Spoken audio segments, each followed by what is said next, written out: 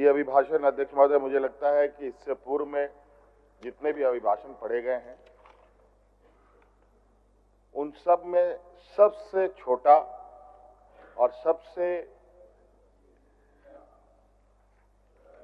अधिक दूरदर्शिता के साथ दिखाया गया अध्यक्ष महोदय।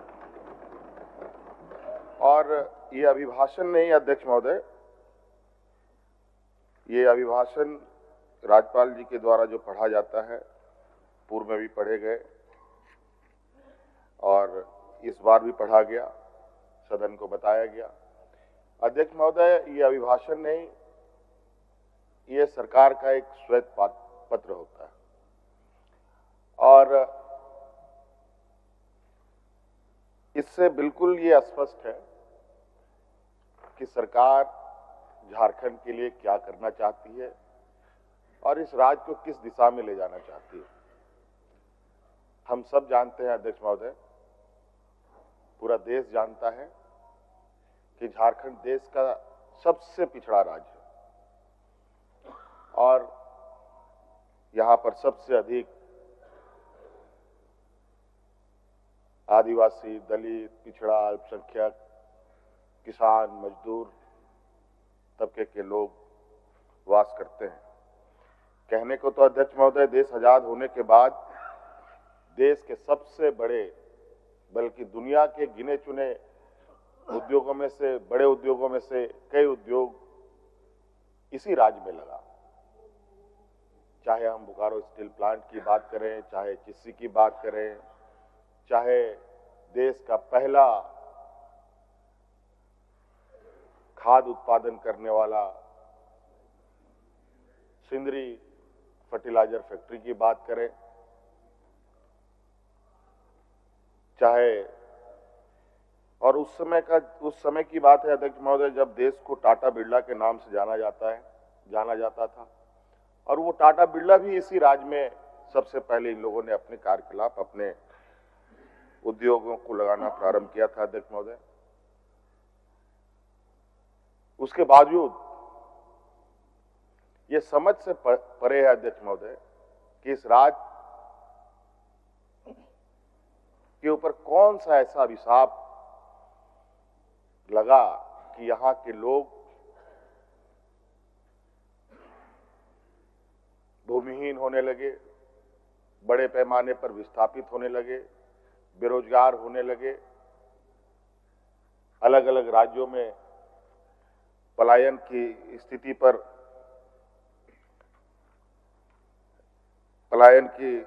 बनी रही।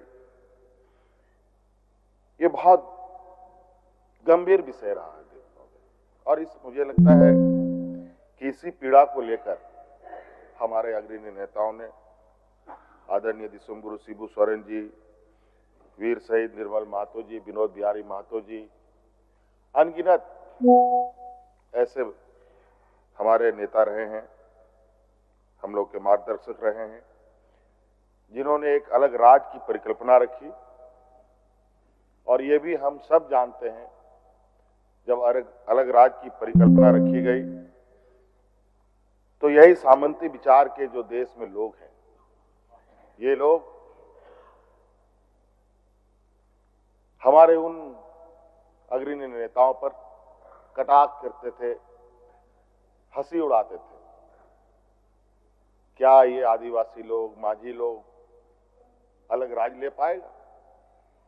ये लोग तो हड़िया दारू पी करके पेड़ के नीचे पड़ा रहेगा। अध्यक्ष महोदय, हमें गर्व है उन महापुरुषों के ऊपर जिन्होंने अपना लक्ष्य को साधे रखा और एक लंबी लड़ाई लड़ी और अंतोगत्वा 2000 ईस्वी में जो लोगों को असंभव लगता था वो संभव करके दिखाया, अलग राज करके दिया। माननीय हमारे विपक्ष के लोग बराबर इस बात को कहते हैं कि आदरणीय अटल बिहारी वाजपेयी जी ने राज्य को अलग किया। ये बात सही है अध्यक्ष महोदय। अटल बिहारी वाजपेयी जी तत्कालीन प्रधानमंत्री थे, उन्होंने इस बात पर मुहर लगाई जरूर, लेकिन ये भी सत्य है अध्यक्ष महोदय कि गरीब, गुरुआ, किसान, मजदूर, इन सब लोगों को कोई हक, अधिकार उसके घर पे लाके नहीं देता है अध्यक्ष महोदय, उसके दरवाजे पे लाके नहीं देता है अध्यक्ष महोदय। उसके लिए उसको संघर्ष करना पड़ता है, और छोटा मोटा संघर्ष नहीं अध्यक्ष महोदय, ये तो अलग राज का बात था। और इस राज की लड़ाई दिन, महीने नहीं, साल नहीं, बरसों बरस गुजर गए अध्यक्ष महोदय। कई लोग शहीद हो गए, कई महिलाएं विधवा हो गई, कई नौजवान अनाथ हो गए, और इस पीड़ा को हम लोगों से अधिक कोई नहीं समझ सकता अध्यक्ष महोदय।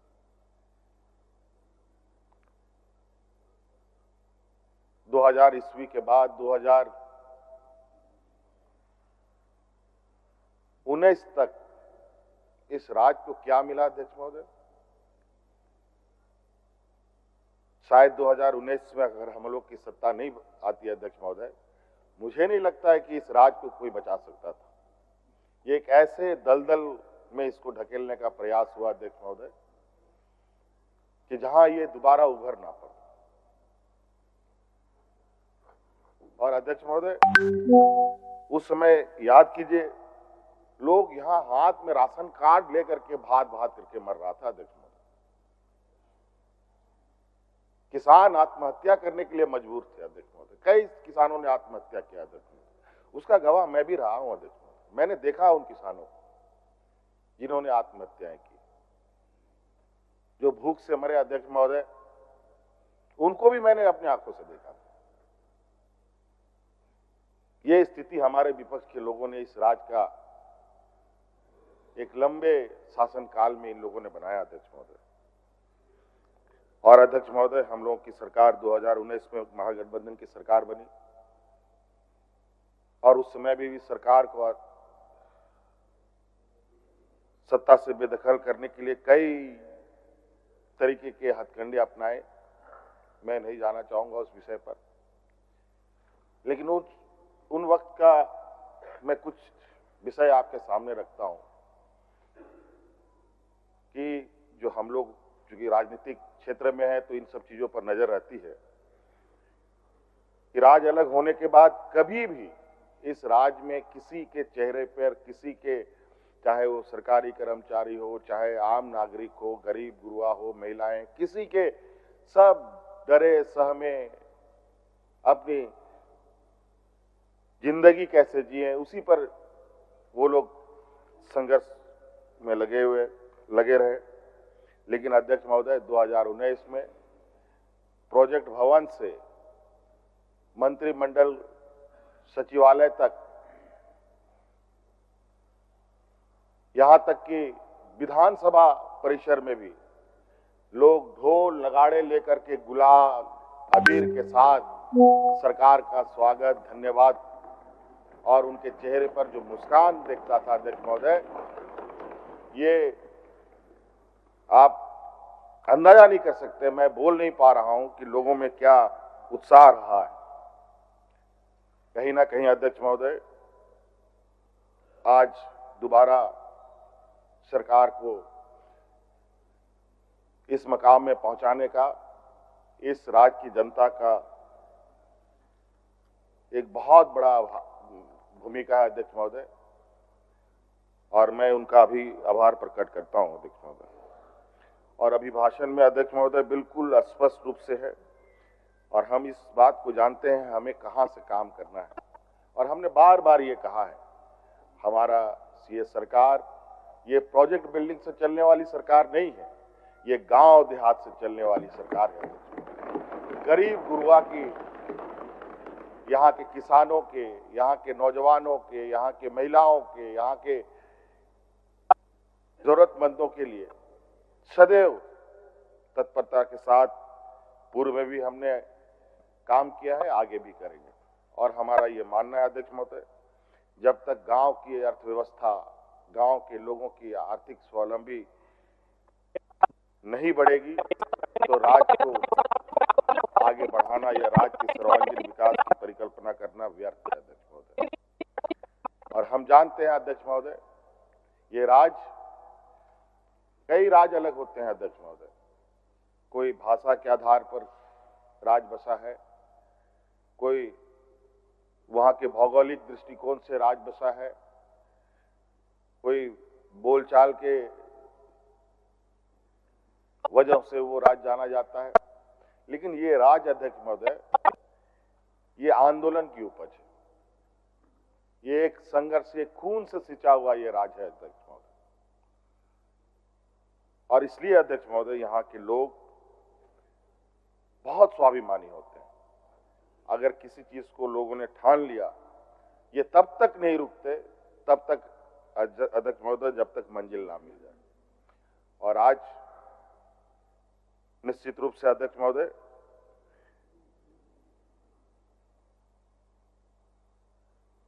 राज्यपाल महोदय के अभिभाषण में हमारा लक्ष्य स्पष्ट है। इस राज्य के हर वर्ग और जो हमारे शहीदों का सपना है, उसको पूरा करने का हम लोग, पूरी सरकार कटिबद्ध है अध्यक्ष महोदय।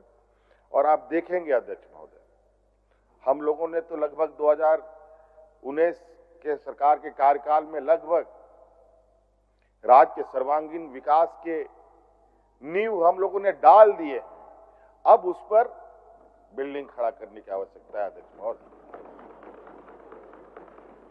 ये पूरा लगभग हम लोगों ने जो एक जमीनी स्तर का जो विषय है वो हमारे पहले ही तैयार है। और अब बहुत जल्द आप देखेंगे अध्यक्ष महोदय, चाहे शिक्षा के क्षेत्र में हो, स्वास्थ्य के क्षेत्र में हो, यहाँ के भूमिहीन के लोगों के विषय में हो, यहाँ के लोग जो रोजगार से संबंधित विषय है उसको लेकर हो, ये सभी चीजों के अवसर इतने बड़े पैमाने पे आने वाले समय में इस राज्य को मिलने जा रहा है अध्यक्ष महोदय। अध्यक्ष महोदय, चूंकि अभिभाषण है, अभिभाषण पर हम अपनी बातों को रख रहे हैं, और मैं बहुत बोलने के इच्छा में भी नहीं हूं, बल्कि कार्यों को लोगों के आंखों के सामने दिखाना हमारी पहली प्राथमिकता है, ताकि लोगों को यह पता चले कि आज हम लोगों ने कितनी लंबी लकीर इस राज्य के लिए खींचा है। बहुत सारे माननीय 7 बार, 8 बार, 9 बार, 10 बार यहाँ माननीय सदस्य लोग जीत के आए हैं अध्यक्ष महोदय। और परिवर्तन अगर कहीं दिखा है अध्यक्ष महोदय अलग राज्य होने के बाद, तो 2019 से परिवर्तन होना दिखा है। चाहे आधारभूत संरचना को लेकर हो, चाहे अध्यक्ष महोदय पर्यटन के क्षेत्र में हो, चाहे अध्यक्ष महोदय रोजगार सृजन को लेकर हो, और आज अध्यक्ष महोदय हमारे, क्योंकि इस राज्य में मजदूर तबके के लोग बहुत हैं, हम लोग ये देश का पहला राज्य है अध्यक्ष महोदय जहां हम लोगों ने श्रमिकों के लिए सबसे बेहतर कानून बनाया है अध्यक्ष महोदय। और उसके वजह से आज देश के अंदर हो या देश के बाहर हो, अपने मजदूरों की सुरक्षा के लिए सरकार खड़ी रहती है अध्यक्ष महोदय। और अध्यक्ष महोदय विशेष नहीं, और आपका बहुत बहुत धन्यवाद अध्यक्ष महोदय। मैं चाहूंगा कि हमारे विपक्ष के साथी परस्पर सहयोग करें, और आप देखेंगे और आपको भी अच्छा लगेगा। आज आप देखिए रांची शहर में हमारे आदरणीय सीपी सिंह साहब बुजुर्ग हो गए हैं, इतने बुजुर्ग हो गए, शहर को बढ़ता गिरता उठता देखा इन्होंने, लेकिन हम लोगों ने शहर को एक नया आयाम देने का काम किया। आज बड़े बड़े फ्लाईओवर यहाँ पर देखने को मिल रहे हैं। अभी आप देखेंगे कि रांची का चहुमुखी विकास किस तरीके से होगा।